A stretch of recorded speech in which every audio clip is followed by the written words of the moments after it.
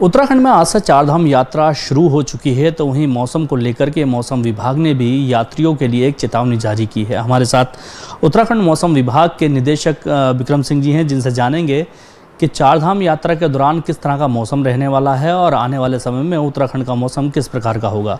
Sir, आपका स्वागत है एबीपी में। चारधाम यात्रा आज से शुरू हो चुकी है, तो जो यात्री आ रहे हैं उनकी संख्या 22 लाख से ज़्यादा फिलहाल जो अभी रजिस्ट्रेशन हुए हैं वो हैं।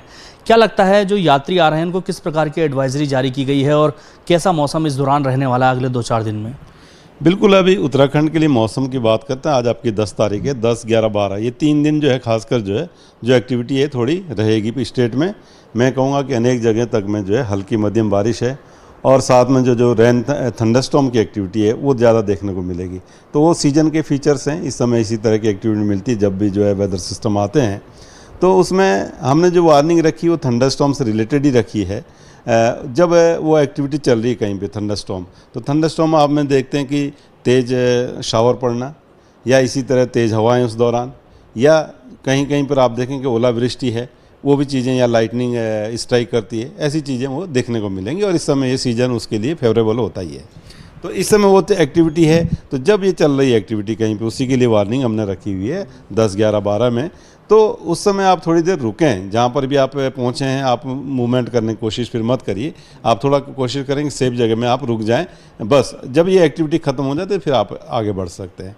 सर, जिस तरह से मौसम अभी रहने वाला है, थंडरस्टॉर्म जैसा आपने बताया, तो जो यात्री पैदल यात्रा करते हैं इस दौरान उनको किस प्रकार की सावधानी बरतनी चाहिए? क्योंकि 18,000 से ज़्यादा यात्री एक दिन में सफ़र करेंगे या 20,000 से ज़्यादा यात्री, इस दौरान जो मौसम रहेगा बारिश का या फिर ओलावृष्टि का, तो इस दौरान जो यात्री हैं उनको किस प्रकार की सावधानी बरतनी होगी?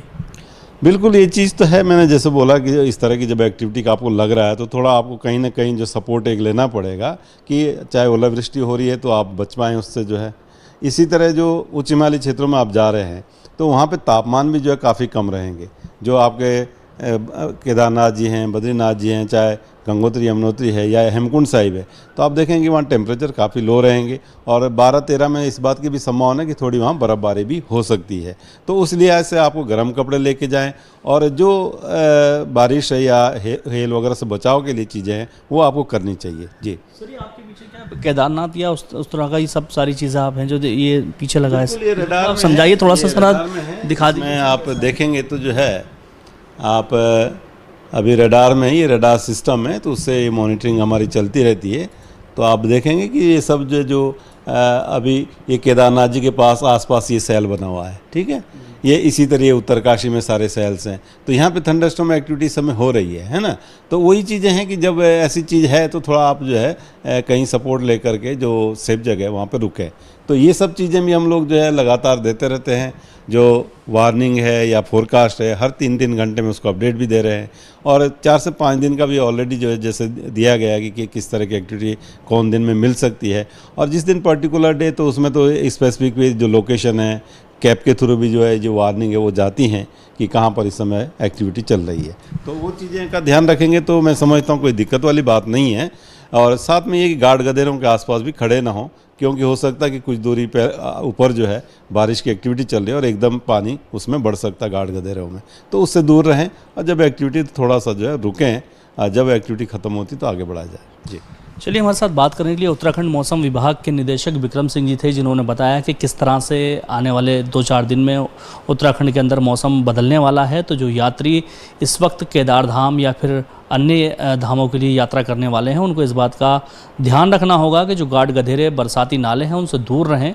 साथ ही अगर बारिश पड़ती है, थंडरस्टॉर्म की स्थिति बनती है तो सफ़र ना करें, किसी जगह शेल्टर लें और वहाँ रुक कर के इंतज़ार करें। क्योंकि जिस तरह से उन्होंने अभी अपनी स्क्रीन पर दिखाया कि किस तरह से लगातार चारधाम यात्रा के आसपास जो मौसम बन रहा है वो काफ़ी ख़तरनाक भी हो सकता है। तो 2-4 घंटे की जो भी एक्टिविटी होगी उस दौरान अपने आप को सुरक्षित रखें, तभी यात्रा करें। एक तरह की चेतावनी मौसम विभाग के द्वारा यात्रियों के लिए जारी की गई है, तो इस चेतावनी को गंभीरता से लेने की ज़रूरत है। और यात्रा के दौरान इस बात का हमेशा ध्यान रखें कि किसी भी बरसाती नाले को छोटा ना समझें, उसको किसी भी तरह से पार करने की कोशिश ना करें अगर उसमें पानी आ रहा है, क्योंकि बारिश का कोई भरोसा नहीं है कि कितनी हो सकती है, ये कितनी ज़्यादा हो सकती है। इसलिए किसी भी तरह से मौसम के साथ खिलवाड़ करने की कोशिश ना करें और चारधाम यात्रा के दौरान सुरक्षित रहें, तभी यात्रा करें, क्योंकि जिस तरह से यात्रा के दौरान मौसम को लेकर के चेतावनी जारी की गई है वो अपने आप में देखने वाली बात है।